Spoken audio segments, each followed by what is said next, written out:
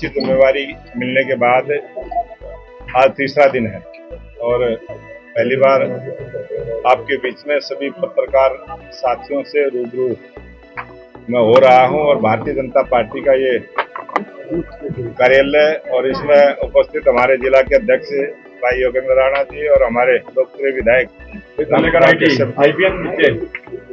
और तमाम भारतीय जनता पार्टी के हमारे सभी पदाधिकारी और मैं आप सबसे निवेदन प्रार्थना के साथ अपनी बात को शुरू करूं। आज जिस प्रकार से भारतीय जनता पार्टी को लगातार हरियाणा प्रदेश में लगभग 9.5 वर्ष से ऊपर का समय हो गया और जिस प्रकार का साफ सुथरा शासन प्रशासन दिया है और जिस प्रकार से आज भारतीय जनता पार्टी के लाखों कार्यकर्ता सेवा ही संगठन के मूल मंत्र को लेके सरकार की जन कल्याण की नीतियां, गरीब कल्याण की नीतियां गरीब के घर तक पहुंचे, इस प्रकार से काम करने में लगे हैं। और आज उसी प्रकार की एक बैठक मंडल प्रवास योजना जो किसी को सरकारी लाभ नहीं मिला उसको भी दिलवाने का काम करेंगे, जिसको सरकार की जन कल्याण की नीतियों का जानकारी नहीं है उसको भी हम देने का काम करेंगे, क्योंकि सरकारी स्तर पर भी जन कल्याण की नीतियों को प्रचार और प्रसार सरकार के माध्यम से होता है और भारतीय जनता पार्टी का कार्यकर्ता एक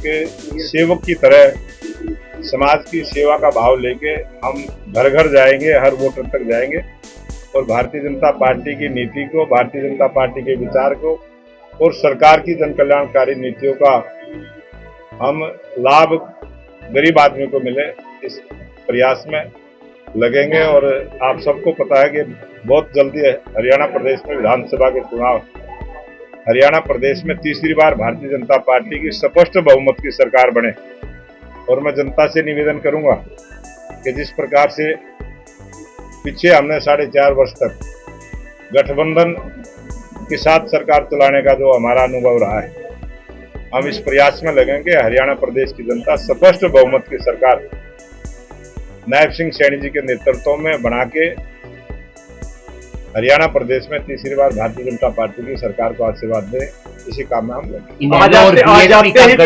हो गया है 37 सीटों पर बीएसपी चुनाव लड़ेगी और लगभग 53 सीटों पर इनेलो चुनाव लड़ेगी। मैं हरियाणा प्रदेश में जो तीसरा मोर्चा बना है, जो गठबंधन बना है, उसको बहुत बहुत बधाई देता हूँ, स्वागत करता हूँ कि हरियाणा प्रदेश की जनता उनको किस प्रकार का प्यार आशीर्वाद देगी जब वो जनता के बीच में जाएंगे, जनता से मिलेंगे। हम भी अपनी बात को रखेंगे और दूसरी पार्टियों का भी एक इंडी गठबंधन देश में बना है, वो लोग भी जाएंगे और जिससे की नीति, जिसका विचार, जिसका अच्छा लगेगा, हरियाणा प्रदेश की जनता उसको आशीर्वाद। दुष्यंत चौटाला ने कहा है कि आने वाले चुनाव में वो भाजपा की पोल खोलने का काम। बहुत अच्छी बात है कि राजनीति में उन्होंने पोल को खोलना भी चाहिए और पोल को छुपा के भी नहीं रखना चाहिए और हरियाणा प्रदेश की जनता ने इस चुनाव में उनकी पोल को खोलने का काम किया। क्राइम बढ़ रहा है लगातार। हांसी में कल बीजेपी नेता की हत्या हुई है, अब उन्होंने ऐलान कर दिया कि वो हांसी बंद का भी रखेंगे। जब भी हरियाणा प्रदेश में भारतीय जनता पार्टी के समय कोई भी आपराधिक घटना हुई है, उसकी जांच भी हुई है, उनको जेल तक पहुंचाने का काम कानून ने किया है और बहुत जल्दी इस प्रकार के अपराध करने वाले या तो पकड़े जाएंगे या हरियाणा छोड़ के चले जाएंगे। जिला कार्यकारिणी में क्या फेरबदल होगा या वही संगठन के साथ आप आगे बढ़ेंगे? भारतीय जनता पार्टी के बहुत सारे लाखों कार्यकर्ता हैं जो काम करते हैं और लगभग 20-25% नए कार्यकर्ताओं को भी मौका मिलता है, बाकी वही कार्यकर्ता काम करते हैं। आज सोनीपत में जो मेयर थे उन्होंने ज्वाइन कर रहे हैं बीजेपी, पहले दिन आते ही अपने जिले में। अभी सोनीपत में इतनी बड़ी जिम्मेवारी पार्टी ने दी है तो बड़ी बड़ी ज्वाइनिंग भी सोनीपत में। राज्यसभा उपचुनाव में क्या कुछ रहेगा, कौन सा चेहरा आप भेज रहे हैं? आज हमारे पास संख्या बल है और हम कभी भी ना जातिवाद की बात करते हैं, ना क्षेत्रवाद की बात करते हैं, ना परिवारवाद की बात करते हैं। भारतीय जनता पार्टी के सभी कार्यकर्ता किसी भी कास्ट से है, किसी भी धर्म से है, वो सब बराबर हैं और हम कार्यकर्ता का चयन एक कार्यकर्ता के भाव से करते हैं।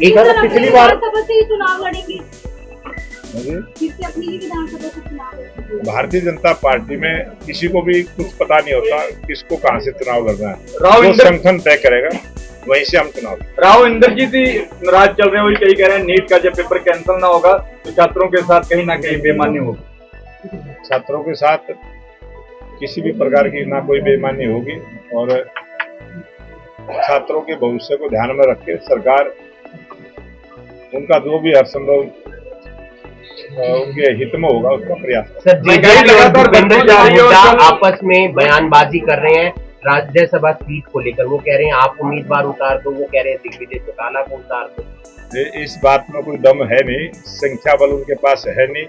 चुनाव किसी ने लड़ना नहीं है, वो एक नौटंकी कर रहे हैं और उसको वो करते रहे। सर मानते हैं रोजगार को लेके पिछड़े हम रोजगार देने का काम हमारी सरकार ने किया है और आज तक जितनी भी हरियाणा प्रदेश में सरकारें रही सबसे ज्यादा रोजगार भारतीय जनता पार्टी की सरकार ने दिया है और आगे भी सभी बेरोजगारों को रोजगार भत्ता देने की जो बात है सबसे ज्यादा हमने दिया है और उसको हम देते रहेंगे। सरपंचों को खुद जुलूस किया गया लेकिन अभी भी एक एसोसिएशन है जो विरोध में है। कुछ लोग जो है वो विरोध के लिए विरोध करते हैं और वो एक लोकतंत्र में राजनीति में इस प्रकार का चलता है। टमाटर 80 के आसपास पहुंच गए, महंगाई बढ़ रही है। महंगाई कहीं भी नहीं है और महंगाई की मार गरीब पर ना पड़े इस प्रकार की नीति हमारी सरकार ने बनाई और बनाएंगे। अगर आप ये वीडियो YouTube पर देख रहे हैं तो हमारे चैनल को सब्सक्राइब करें और बेल आइकन को दबाना ना भूलें। अगर आप Facebook पर ये वीडियो देख रहे हैं तो हमारे पेज को लाइक करें।